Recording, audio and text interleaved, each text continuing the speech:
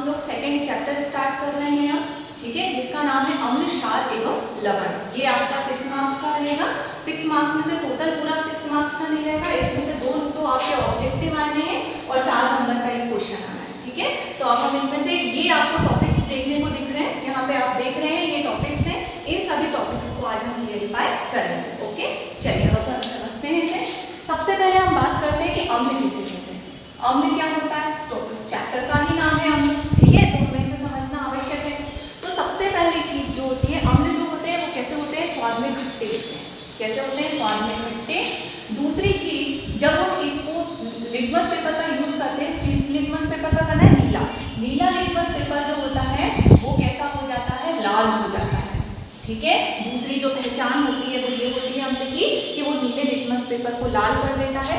तीसरा, जब हम इसे जल में डालते हैं तो अम्ल जो होते हैं वो हमेशा H+ आयन मुक्त करते हैं। याद रखिएगा, अम्ल की ये विशेषता होती है कि जल से क्रिया करने पर अम्ल जो होते हैं वो H+ आयन मुक्त करते हैं। आ गया होगा आपको समझ में अच्छे से, ठीक है। तो ये है अम्ल का इंट्रोडक्शन। कभी कभी अंतर भी पूछा जाता है, तो कोई मतलब इसी को ही हम उल्टा कर देंगे। जैसे क्षार है, तो क्षार जो होते हैं वो ये तो खट्टे हैं स्वाद में, तो क्षार क्या हो जाते हैं, कड़वे। कैसे होते हैं, कड़वे। और इसमें जस्ट अपोजिट होता है, ये नीले को लाल करते हैं, नीले लिटमस को लाल, और क्षार जो होते हैं वो लाल को कैसा कर देते हैं, लाल लिटमस पेपर को नीला कर देते हैं। ओके, और जब हम जल से क्रिया करते हैं तो जल से क्रिया करने पर ये H+ आयन मुक्त कर रहे थे, और वो जल से क्रिया करने पर क्षार जो होते हैं वो OH- आयन मुक्त करते हैं। तो आपको ये डिफरेंस भी समझ में आ गया होगा, ठीक है। तो अंतर आए तो आप अंतर भी लिख सकते हैं। अम्ल का इंट्रोडक्शन आए तो ये अम्ल है, अम्ल के बारे में ये हो जाएगा, और क्षार के बारे में ये हो जाएगा। तो ये टॉपिक आपको समझ में आ गया होगा कि अम्ल किसे कहते हैं और क्षार किसे कहते हैं। अब आते हैं हम लवण में। तीनों चीजें हैं अपने पास में। तो जो लवण होता है, लवण अम्ल और क्षार के मिलने से बनता है। सपोज दैट HCl क्या है, अम्ल है, ठीक है। NaOH क्या है, क्षार है, इससे साबुन बनता है अपना। तो ये अम्ल है और ये क्षार है, और अम्ल और क्षार आपस में मिलकर जो चीज बनाते हैं उसको हम लवण कहते हैं। जैसे इसका Na और इसका Cl, क्या बन गया आपका, NaCl, ओके, NaCl, और OH मिलके क्या बन गया, H2, ठीक है। तो ये आपकी रिएक्शन हो गई। तो इसमें जो आपको मिला है यहाँ पे अम्ल और क्षार में भी ये जो प्रोडक्ट मिला है इसको हम क्या बोलते हैं, लवण। ओके, तो लवण आपको समझ में आ गया होगा। अम्ल और क्षार की आपस में क्रिया होने से किसका निर्माण होता है, लवण का निर्माण होता है। अम्ल जो होते हैं वो H+ आयन मुक्त करते हैं, ये जल में घोलेंगे तो क्या मुक्त करेंगे, H+ आयन, और जो क्षार होते हैं वो क्या मुक्त करते हैं, OH-। तो ये आपको तीनों टॉपिक समझ में आ गए होंगे जो हमारे चैप्टर के मैम है। ओके, चलिए अब हम अपना अगला टॉपिक स्टार्ट करते हैं। अगला टॉपिक है अपना रासायनिक गुण। अम्ल और क्षार के ही रासायनिक गुण देखने हैं हमें, तो चलिए अब अपन रासायनिक गुण देखते हैं। रासायनिक गुण वो भी हम दोनों में डिफरेंस करते हुए देख लेते हैं। सबसे पहले हम रासायनिक गुण देखते हैं किसके बारे में, धातु से क्रिया। रासायनिक गुण कि अम्ल धातु से क्रिया करते हैं तो क्या होता है, क्षार धातु से क्रिया करते हैं तो क्या होता है। तो सबसे पहला हेडिंग जो है आपका है वो है धातु से क्रिया। तो हम अम्ल ले लेते हैं, जैसे HCl है, ठीक है, 2 ले लिए हैं मैंने। इसकी मैंने धातु से क्रिया करी, कोई भी धातु ले लो, मैं जस्ता ले लूँ, जिंक जिसे कहते हैं Zn। जब हम जिंक से क्रिया करेंगे तो इसका Zn और Cl यहाँ पर कितने अपने पास में, 2। मैं आपको पहले बता चुकी हूँ, शुरू में अगर 2 होता है तो वो इसके लिए भी होता है और इसके लिए भी होता है, ठीक है। तो अपने पास में Zn तो 1 है तो 1 लिख दिया, और Cl अपने पास में कितने हैं, 2, तो Cl कितने लिख दिए, 2। रिएक्शन आ गई आपको समझ में। Zn तो 1 है और Cl अपने पास में कितने हैं, 2। अब हाइड्रोजन भी अपने पास में कितने हैं, 2। तो यहाँ पर देखिए आपको क्या दिख रहा है, कौन सी गैस निकल रही है, हाइड्रोजन, H2, ठीक है। तो ये रिएक्शन आपको समझ में आ गई होगी अच्छे से, कोई प्रॉब्लम। चलिए अब यहाँ पे हम देखें, यहाँ पर हमको ये दिख रहा है, यानी रासायनिक गुणों में ये जो मैंने आपको रिएक्शन समझा, इससे ये पता चल रहा है कि अम्ल जो होते हैं, ये अम्ल है, वो किसी भी धातु से क्रिया करता है तो कौन सा गैस मुक्त होती है, हाइड्रोजन। लेकिन अब हमें ये भी समझ में आना चाहिए कि क्षार से जब क्रिया होती है किसी धातु की, तब क्या होता है, तो अब वही रिएक्शन देखते हैं, हम आपको कोई क्षार लेते हैं। फॉर एग्जाम्पल जैसे हम क्षार में NaOH ले लें, ठीक है, NaOH लिया और इसकी क्रिया भी मैं किससे करा रही हूँ, Zn से, ठीक है। एक ही चीज ले लें अपन, धातुओं में जस्ता जी। अब हम देखें, अपन यहाँ पर देखते हैं Na कितने हैं अपने पास में, 2, तो यहाँ पर अपने Na कितने लिख लिए, 2 लिख लिए। ऑक्सीजन भी अपने पास में 2 है, हाइड्रोजन भी अपने पास में, ठीक है, ये भी सब चीजें 2 है क्योंकि शुरू में 2 लग रहा है। अब अपन क्या करेंगे, Na तो अपन ने 2 लिख लिए, Zn अपने पास में कितना है, 1, वो यहाँ पर जुड़ गया, और ऑक्सीजन भी अपने पास में कितने थे, 2, वो ऑक्सीजन भी अपन ने यहाँ पर लिख दिया, ठीक है। रिएक्शन समझ में आ गई होगी। Na 2 थे, लिख दिए, Zn को हमने बीच में लिखा और इस ऑक्सीजन को भी हमने 2 लिख दिया।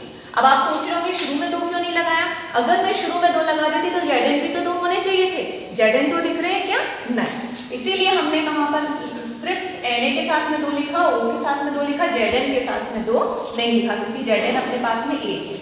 अब अपने पास में हाइड्रोजन कितने हैं, 2, तो यहाँ पर आप क्या लिखेंगे, हाइड्रोजन भी आपने लिख दिए, ठीक है। तो अब इन दोनों रिएक्शनों को आप देख रहे हैं तो आपको एक सिमिलरिटी दिख रही होगी कि लवण तो इसमें भी बन रहा है और इसमें भी बन रहा है, ठीक है, लेकिन यहाँ पर भी हाइड्रोजन गैस निकल रही है और यहाँ पर भी कौन सी गैस निकल रही है, हाइड्रोजन, ठीक है। तो अपना पहला रासायनिक गुण ये है कि अम्ल हो या क्षार हो, दोनों ही जब किसी धातु से क्रिया करते हैं तो कौन सी गैस मुक्त होती है, हाइड्रोजन गैस मुक्त होती है। अब हमें कैसे पता चलेगा कि जो गैस निकल रही है वो हाइड्रोजन है, ठीक है। तो हाइड्रोजन गैस के परीक्षण के लिए क्या होता है, जो गैस निकल रही होती है आप उसके पास में कोई भी जलती हुई मोमबत्ती को ले जाइएगा, मोमबत्ती या माचिस किसी को भी, जब ये आप रिएक्शन करा रहे हैं HCl की जिंक से जब क्रिया कराई तो आपकी ये गैस निकली, उसके पास जब आप जलती हुई मोमबत्ती ले जाओगे तो वो और तेजी से मतलब आवाज के साथ जलने लगेगी, ठीक है।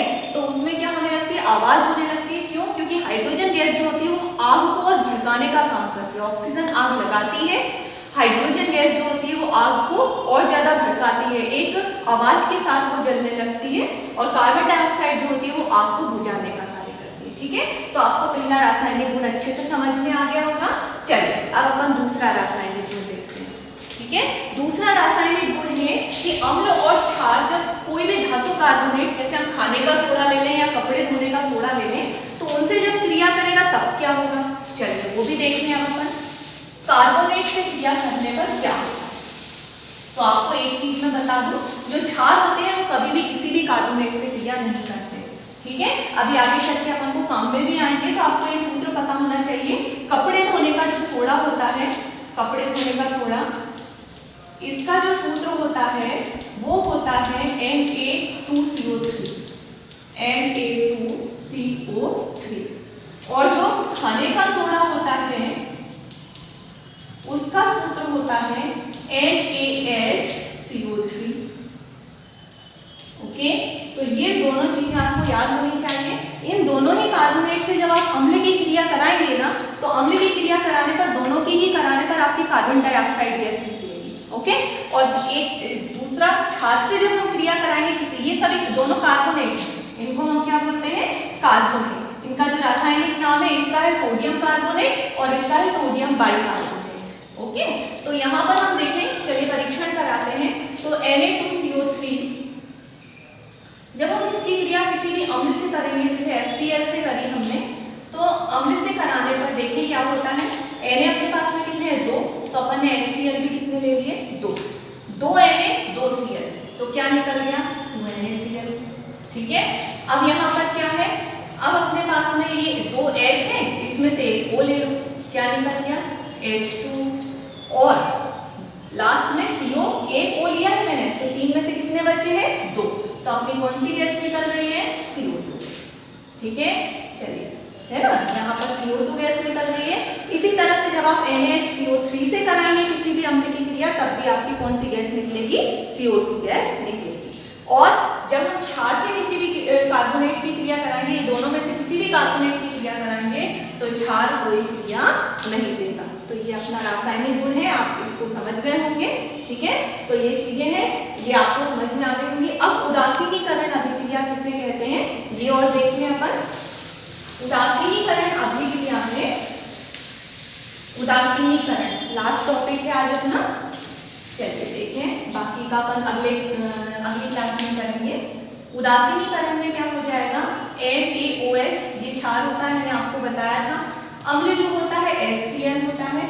जब हम इनकी क्रिया कराएंगे तो H के साथ कौन जुड़ गया, OH, H2O, ठीक है। और Na के साथ में कौन जुड़ गया, Cl, क्या बन गया, NaCl, ठीक है।